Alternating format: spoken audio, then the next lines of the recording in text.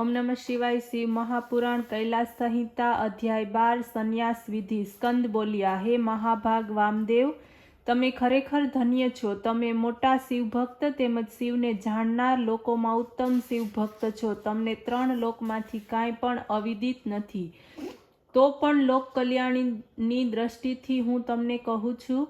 આ લોકોમાં જીવ અનેક શાસ્ત્રોથી મોહિત છે, જેનાથી પરમેશ્વરની વિચિત્ર માયાને જાણી શકાય તેમ નથી। પ્રણવ જ સાક્ષાત મહેશ્વર છે। મોહ પામેલા પ્રાણી જાણી શકતા નથી, જોકે તે જ દેવ, સગુણ, નિર્ગુણ અને બ્રહ્મ આ ત્રણેયને પ્રગટ કરનાર પરમ દેવ છે। પ્રણવનો અર્થ તો સાક્ષાત શિવજીએ જ કર્યો છે અને શ્રુતિ, સ્મૃતિ, શાસ્ત્ર, પુરાણ અને આગમોએ પણ કહ્યું છે કે જેને મન વાણીથી કોઈ પ્રાપ્ત કરી શકતા નથી, જેને પ્રાપ્ત કરીને વિદ્વાન ક્યારેય પણ ભયભીત થતો નથી। બ્રહ્મ, રુદ્ર, ઇન્દ્ર વગેરે સાથે આ સમસ્ત જગતને તે જ ઉત્પન્ન કરે છે અને તે યથાર્થ છે, પણ ક્યાંકથી ઉત્પન્ન થતા નથી। એને વિભૂત સૂર્ય, ચંદ્ર પ્રકાશિત કરી શકતા નથી, તે પોતે જ સ્વયં પ્રકાશિત છે। એ સર્વ ઐશ્વર્ય એ મહેશ્વરને જ પ્રાપ્ત છે કે મુમુક્ષો એમનું ધ્યાન કરે છે। તે સર્વવ્યાપી, નિર્ગુણ, સગુણ, નિષ્કલ તથા શિવ છે। સ્થૂલ, સૂક્ષ્મ અને એનાથી પર એ એના 3 રૂપ છે। તે દેવાધિદેવ, સનાતન, નિષ્કલ અને જ્ઞાન ક્રિયાના સ્વભાવયુક્ત પરમાત્મા તેને જ કહે છે।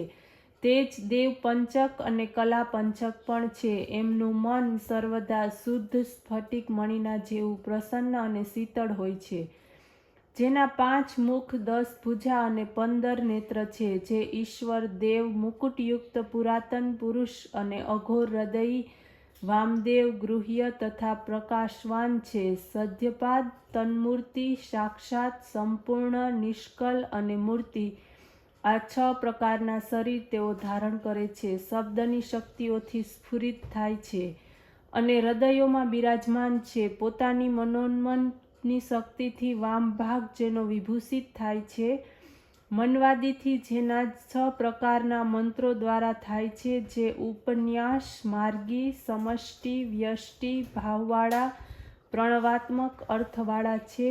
હું એમના અર્થને કહું છું, સાંભળો। પહેલા ઉપદેશનો ક્રમ કહું છું, જે મહારાજ લોકોમાં વર્ણ વિખ્યાત છે। એમાં 3ને માટે જ વેદાચાર કહેવામાં આવ્યા છે। વેદનો અધિકાર શૂદ્રને નથી, સેવામાં માત્ર એનો અધિકાર છે। બાકીના 3 વર્ણો પોતાના આશ્રમમાં રત રહે, એમને તો શ્રુતિ, સ્મૃતિ અને ધર્મનું જ અનુષ્ઠાન કરવું જોઈએ, અન્યનું નહીં। એ લોકોને આનાથી સિદ્ધિ પ્રાપ્ત થાય છે। વેદમાર્ગના પ્રદર્શન પરમેશ્વરની આ આજ્ઞા છે। શ્રુતિ, સ્મૃતિ કહેલા માર્ગ પ્રમાણે વર્ણાશ્રમ ધર્મનું પોતાના આચાર પ્રમાણે પાલન કરવું જોઈએ। પોતાના આચારો દ્વારા પરમેશ્વરની જ તે પૂજા છે, જેને આચરવાથી શ્રેષ્ઠ મુનિઓએ સાયુજતા પ્રાપ્ત કરી છે। 3 ઋણ વડે મુક્ત થઈ વાનપ્રસ્થાશ્રમ પ્રાપ્ત કરવો, શીત, ઉષ્ણતા, સુખ તથા દુઃખને સહેવાવાળા જીતેન્દ્રિય, તપસ્વી, આહારને જીતવાવાળા યમનિયમાદિ યોગનો અભ્યાસ કરવો, જે રીતે બુદ્ધિ નિર્મળ તથા દ્રઢ થાય, કામ્ય કર્મોનો ત્યાગ કરવો, જ્ઞાનમય પૂજામાં તત્પર થવું, તેના દ્વારા જીવ મુક્તિ પ્રાપ્ત થાય છે।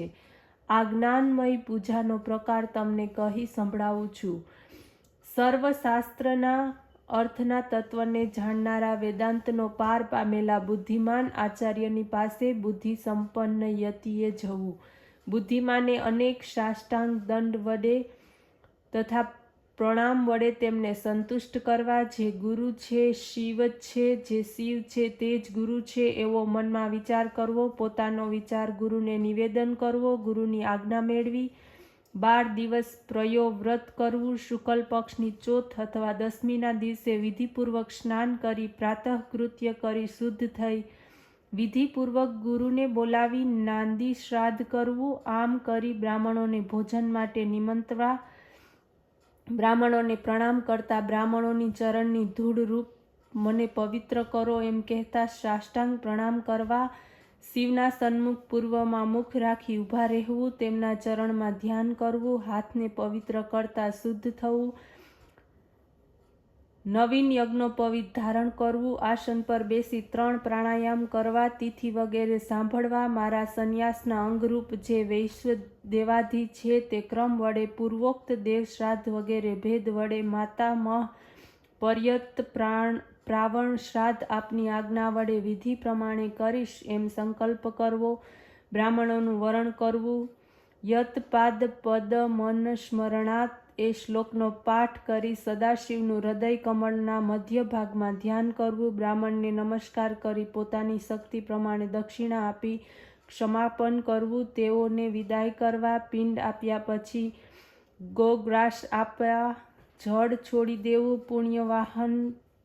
પુણ્યવાચન કરવું, ઇષ્ટજનોની સાથે ભોજન કરવું, બીજે દિવસે પ્રાતઃકાળે ઉઠી નિત્ય વ્રત કરી કાખ તથા ઉપસ્થના વાળને છોડીને ક્ષૌર્ય કર્મ કરાવવું, કેસ દાઢી મૂછ તથા નખને કર્મ વિધિ પ્રમાણે કઢાવી નાખવા, ગૃહ્ય વાળને છોડી વિધિપૂર્વક ક્ષૌર કર્મના વિધાનને કરવું, સ્નાન કરી શુદ્ધ વસ્ત્ર પહેરવું, 2 આચમન કરી મૌન થઈ વિધિપૂર્વક ભસ્મ ધારણ કરી પુણ્ય વાચન કરવું, પ્રોક્ષણથી દેહ શુદ્ધિ કરવી, આચાર્યની પ્રદક્ષિણા કરી દ્રવ્ય છોડવું, દ્રવ્ય સમૂહ તથા શિવ બ્રાહ્મણને અર્પણ કરવો, વળી ભક્તને આપી ગુરુરૂપ શિવને વસ્ત્ર દક્ષિણા આપવી, પ્રણામ કરવા, પૃથ્વી પર દંડવત કરવા, કૌપિન વસ્ત્ર તથા દંડાદિને ધોઈ પવિત્ર કરવા, હોમ હવ્ય તથા સમિધાદિનું ક્રમે ગ્રહણ કરી પછી સમુદ્રને કિનારે નદી પર્વત અથવા શિવાલય વનમાં